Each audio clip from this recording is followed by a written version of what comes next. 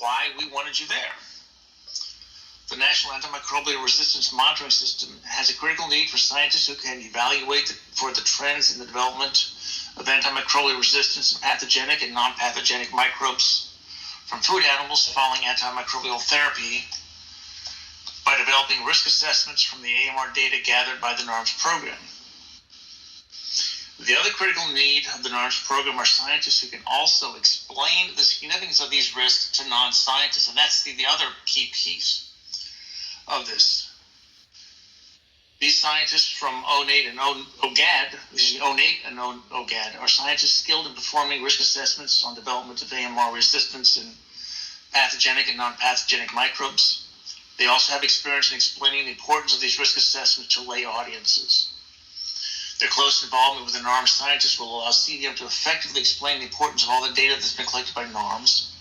They were able to highlight areas of success in mitigating development of antimicrobial resistance, as well as showing where mitigation strategies are needed. So, big ask. But I think you guys are up to the task. And sure. I just had a question. Where did that come from, or where are you reading that off of? If you could share. That's what I as to why we want you at OAS. It sounds beautiful, but yeah, I would love to see that on paper just to make myself feel better, I guess. Nothing's been shared with us. That's why we're asking. Yes. I will share this beautiful language with you then. Thank you. Because, I think that was part of our, kind of trying to figure out where we would fit. Like, we obviously, you all know I was part of the science visioning, so I've shared a lot of that information with Ruby and Sylvia because I feel like a lot of it, was identified even in that process. And so, we've been sort of trying to figure out, like, is this really a identified need from CEB? Like, we're just a little trepidatious that, they'll ask us to do something and then potentially be like, well, we don't really like what it says, so now what are you going to do? So it's nice to hear that there's something on paper somewhere that this does seem to be, an identified need that CEB is supporting. Absolutely, fully supporting this. And I think a big outcome of this then could be, right, if I just heard you right, if we're going to try to consolidate or bring together AMR expertise from across the center into NARMS, it's almost as if the NARMS will be driving AMR policy, the direction of AMR policy eventually then for the center. Well, I don't know about driving, but definitely heavily influencing it, because one of the things that we're working on with Bill is making sure that the NARMS program is very closely aligned with his policy group. And I don't think that alignment has always been there. So, yes. Okay. The other thing, which I think is key, now, we say lay audience. There's really, in my mind, only one lay audience that I'm really aiming for. And that's the 535 people on Capitol Hill who vote on our budget. NARMS used to be well thought of and was well discussed and deeply discussed at the Appropriations Committee, from what I understand. I need that again. So we need to tell our story. We need to be putting it out there. And that's where we're going to be leaning into you all. Yeah, that sounds good. Go ahead, Ruby. I was just going to say real quick that I was impressed I just came off a detail at HHS, and leading up to UNGA, just the visibility that NARMS has and how heavily it's been referenced in key documents, from the JEE report to the political declaration that was sent forward. I mean, you name it, and NARMS is highlighted everywhere. So, yeah. Yes. Go ahead, Heather. Sorry. Oh no, I was just gonna say I think that was well said, because I think that's part of the issue is that it does seem like, although there's a lot of really good work going on, people don't seem to really know about it even within our same center. So the communication part of it seems to be a massive issue as well. And as you know, we three have been very involved with, international groups as well as domestic groups. So, we're well poised to, do some of that communicating in addition to the data analysis. So. And like I said, I just sent you the language I wrote and read to you, so you have it. So thanks. Thank you. So the other, I guess the part that I wanted to ask you about, and I don't know if this has been decided or not, but we did talk to Ron and Steve last week. It was just after the picnic because, from what Ron had told me, they had been offered to come over on detail as well. And I was, talking about that with Pat at the picnic, and they have told us that they, politely declined. So I don't know if they are eventually going to be, encouraged to move over, or if they will they'll stay in HHS. I'm not sure, or not HHS, in HFS. Part of the reason for the movement, I think you kind of know the backstory. There's been a dramatic decline in the need for what you do for the pre-market work. Yeah. Across the board. Right. So now, why you three went to OGAD who don't do this work in the first place, I have no clue. Yeah, right. Yeah, I mean, Harmonic split one night, and 3 of you went here, and 2 of you went there, and but when the possibility to have all 5 of you, or even just the 3 of you come, I was excited. Chris was excited. We thought it was a great opportunity for OAS, for NARMS, for the AMR issue within CVM. So yeah. I mean, so you mentioned the workload and the need for this, how it's decreased, I guess. But I'm looking at this NARMS work, and I'm looking, I just read what you said, and I think even having a clinical person as part of this group would be helpful. And so there's been a decline even in the target animal safety and effective division in terms of their antimicrobial reviews and on the companion animal side, right? I mean, so if we're doing these sort of risk analysis, risk assessment stories, and we want to come to, make sure that we're coming up with some effective risk communication, you've got to have a clinical component in there as well. I'm not saying it'd be nice to pull some of those people, but I'm looking at diversifying this group a bit. That's all. Well, and I was going to say this is where we would lead into our new watchword: partnerships. There you go. Okay. Buzzword. Yeah, I was going to say, we're starting to talk about a working group. We had a very brief overview meeting this morning. So, working groups can always include people from other offices as well. Mm-hmm. So. Absolutely. And one of the things that I talked with Matt about, what we will probably do is have you included in all of the upcoming NARMS meetings that are, the internal ones at OAS. So you start getting integrated into them, for lack of better phrasing on my part. So once we get the details set up, we would report to you, Mike, then as our supervisor on detail, and then I think we still have to. Yes. I think we still have to go through, like when I was doing the detail as the division director, when we used to have DEFM, all my leave and all that stuff would have to go through my official leave person. So that is the OGAD person, Dave Longstaff. So that's where I'm kind of like, we'll let you know what's happening, and then we'll also let him know what's happening. We'll work on that, but I'm of the opinion we would probably transfer everything to me, including supervision. Okay, as soon as we could. I don't know if you can do that on a detail, but certainly when our FTEs get reassigned. I'm not in HR. I don't know what's possible. No, I think you can. Yeah. Okay. That'll make it more streamlined for when sure. I did a detail on CIFSAN, everything went over to them. I didn't have anything left with CVM. Okay. The reason why you couldn't approve anything when you were on detail as director, it was an unclassified duties PD. Oh, okay. Yeah, that's right. If it's unclassified, then no, you can't have a supervision. Okay, that'd streamline things a lot more. We haven't interacted with Dave Longstaff at all yet, so that's why I'm like, do I still need to be copying him on things? I mean, as soon as this all paperwork gets cleared, we know we've got time for that to get through. So the next steps on the detail is I will work with Chris and we'll create a unified statement of duties which will cover at least the three of you and probably the five of you if Steve and Ron eventually come over. If they're given The choice. if they're made to see the light of things. When you guys put together the statement of duties, would you like for the three of us to give you any kind of like input, or would you like to, ask Pat for some? I've got all the information from the visioning I can share with you. Sorry. Got everything covered.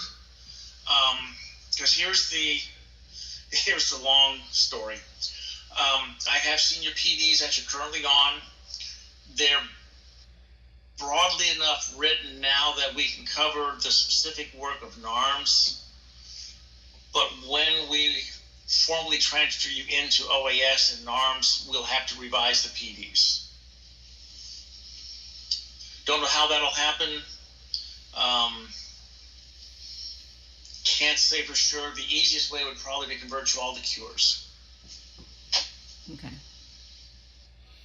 So I guess Probably we'll at cross probably that at a bridge. band. But we'll cross that bridge when we get to it. Yeah. You said E? D. D. D is in David. Okay. Okay. Well, I guess we'll have to see how that goes. The other thing, when there's a formal transfer like this, the salary dollars that support you come with you. Right. So whatever dollars are being used to support you and benefits and everything, they get transferred to OAS. Good. Okay. Because, I mean, you probably know that in our discussion, I actually brought some of this idea to the team because we were trying to think of how to get more support for NARMS to do some of this data analysis when they didn't have any money to support anyone. And so that was one of our first fears, was that we would be transferred over and then there was no money to support us. So it's good to hear, again, reassurance that it's coming with us. Yeah.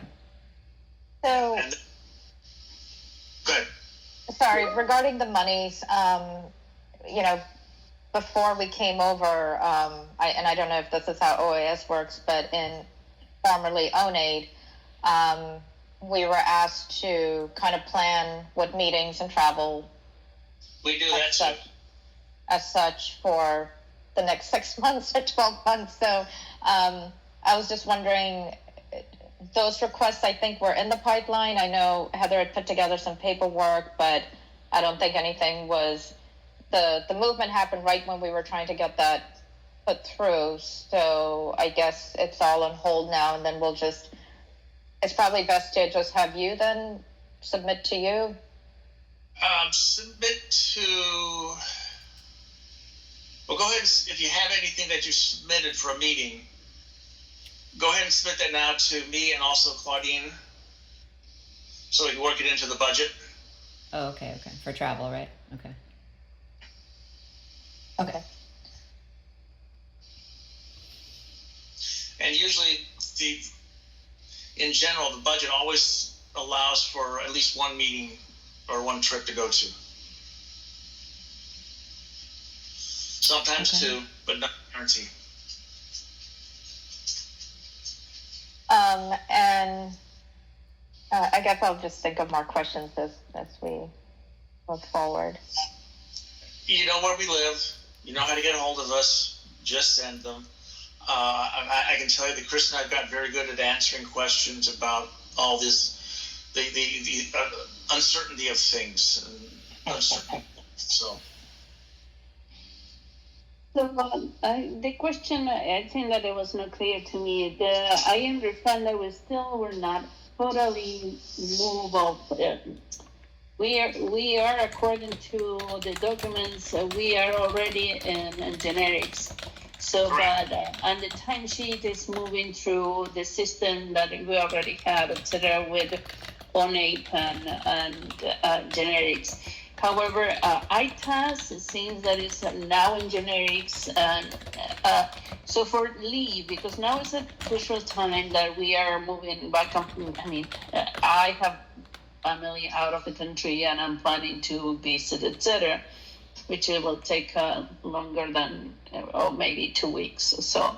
So how is that? Do you want us to CC you, and who do we need to CC to let people know that we're going to be out? Until the detailed paperwork has been finalized and everything's signed, you still report as you do right now to generics. So whoever your lead granting official, so if Dave Longstaff is your lead granting official, he's the one you need to report to.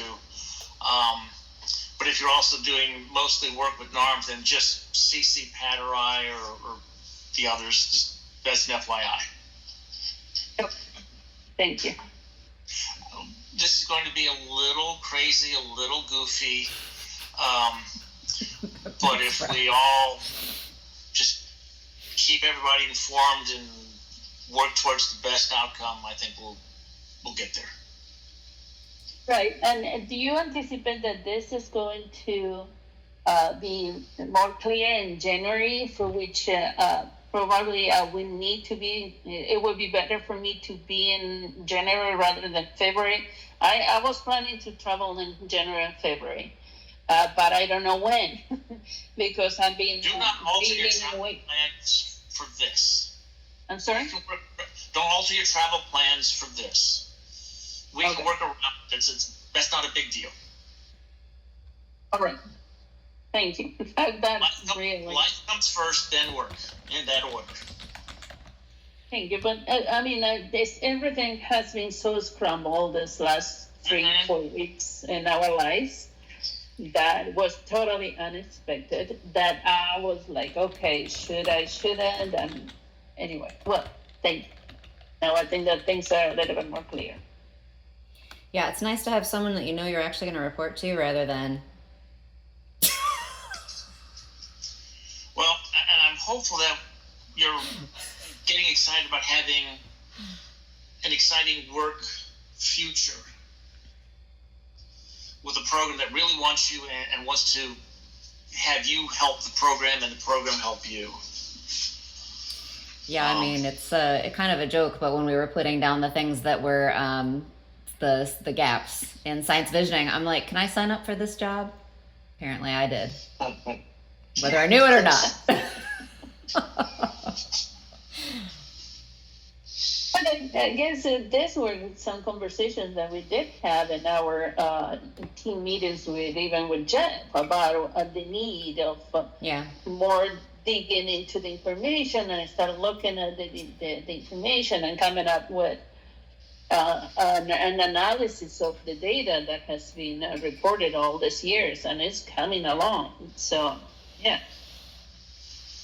And like I said, the NARMS program has 30 years worth of data that's ripe for a story or stories, multiple stories. I think in addition, VetLearn is really moving into AMR as well for clinical samples. And so there could be a need to analyze that data and look at those data as well. And you want your clinical perspective, Heather? Well, you have several veterinarians in VetLearn who I'm sure would love to collaborate on a risk assessment or a risk communication document related to AMR. So you may have some built-in collaborators already within the office. Yeah, absolutely. I was going to say, I mean, I think we've been sort of in a bit of a restricted, area being in human food safety in the last time. So, I mean, it does really open up the ability to look more at the companion animals in addition to the target animal resistance that was talked about a little bit this morning at our meeting as well. So opens up the doors a bit more of, things we can really start looking at. And if you need to loop in any human epidemiologists, I have a very good friend who's an MD epidemiologist in Cedar. Ah, great. Yeah, we're missing some that's EPIs. good. Yeah, we're missing some EPIs. That's something that unfortunately the three of us are not. So I'm hoping Heather Tate can. I know she's one of the only EPIs I think we have left. But she's doing program management. Right. So I was going to say we're a little low on EPIs, but hopefully we'll be able to, lean on them a bit. Good. Well, what else can we answer for you in terms of questions? I'm sure you don't have an answer about when we think this might all actually start rolling. Because I was going to say, I'm sure my guess is as good as yours. Well, so I just found out, I thought it was somebody else. It turns out we have to write the statement of duties. Okay. I thought it was going to be Matt. Yeah. So we'll be writing those. Best guess, December at the earliest. Okay. And I was talking to Pat about it a little bit. Paperwork done for the detail. Paperwork, yeah. I was going to say, I'm sorry I talked over you. I was talking to Pat about it a little bit, and I don't know that anyone really has an issue of just getting started earlier. Starting working groups, starting to prioritize, what we would like to do and what we feel the bounds of our group is. So I think we were planning on doing that as long as no one objects. Absolutely. Totally encourage that. And that, again, that's why we want to loop you into all the NARMS meetings where they talk about things. Yeah. So you can start getting more heavily involved with what they do. Right. I was going to say Sylvia and I have both worked on the human microbiome for, part of our human food safety, job in the past. And I know there's a couple of research projects that still involve microbiome. I don't know if we'll be, having the potential to collaborate on those as well, or if that'll be something that's a little bit outside of our purview. Well, one of the research projects is in fact already running, and is to develop a system or a process. It's a long shot. That is the project that we have in collaboration with that Daniel is running, that is actually related to AMR in the human intestinal microbiome and how to test the impact of residues and that. So we're hopeful that he's going to be able to work out all the bugs on that gut on a chip model. We recognize that it's a high risk, a very high risk, but very high reward project. So. What else? So Matt had asked, we had asked Matt if we would be permitted to, keep working on the working groups that we've been working on in the past. Like I'm on the antivirulence working group. I know Ruby's on some Codex, TATFAR. Sylvia's got, some JECFA things. Just to, put it on the table that, we would, if possible, like to keep, being involved in these activities as they're all pretty directly related to AMR, and just, wanting to just get your gut check on that. I think that's perfectly appropriate and fine. I mean, okay. One of the things that you may or may not know is, since day one, so for 34 years, I've been doing a lot of consulting reviews for ONAID. Right. Okay, great. I was going to say, and these aren't particular consults, but yeah, great. Yeah, working group. So yeah, appropriate. So that actually is a good segue into my next question. That was maintaining that bridge to ONAID, because it was, given some of the guidance documents and recent policy changes that I've been involved in, there's going to be a flood of applications coming in for changes. And we did ask Matt, depending on the workload, would that necessitate some sort of consult out to us, because you've really only got one, maybe two people now left in human food safety. And the answer was yes, that they would have to, because some of these changes on these applications are being driven by time crunch, and you've got to get decisions out pretty quickly. So what I was getting at is, when you're coming up with that, I'm sorry, I just wanted to say this before, that when you are developing that, the description, I would love to see something in there about maintaining a bridge over to the pre-approval drug side. And I think, the discussion I had with Matt, that he also would encourage that. So yeah, not a problem. Okay. All right. Great. And I know that the folks in the lab pretty much, need to go in. That is obviously understood. Do you guys have any expectation for us to come into the office at any time? I mean, we're all remote at this point, so I mean, we obviously understand if there's a reason that they want a face-to-face meeting that we would be expected to come in, and that's cool. But we're just wondering if there's like a certain number of days or if we're still remote. As far as I'm concerned, you're still remote unless you don't like being remote. Okay. No, we do have more parties than 08. I know. I remember. We've got one tomorrow, in fact. Oh, is it like a picnic, fall picnic? No, it's a Halloween. Oh, Halloween. Halloween. Yeah. Yeah. How could I forget? Okay, great. I just wanted to confirm that because I think we were under that impression, but again, we want to make sure that everyone's on the same page. Yep. Well, thank you. I was just going to say, for me personally, for someone who is feeling a little bit homeless at the moment, these are really reassuring meetings. So Yeah, I exactly. appreciate you guys taking time out to meet with us and welcome us, to your office. We had a meeting this morning, and I felt a lot better after that as well. So thanks. Good. Absolutely. Yeah, I want to echo. If there's anything we haven't addressed or anything comes up afterwards, do not hesitate to pick up the phone, call us, email us, Teams. Great.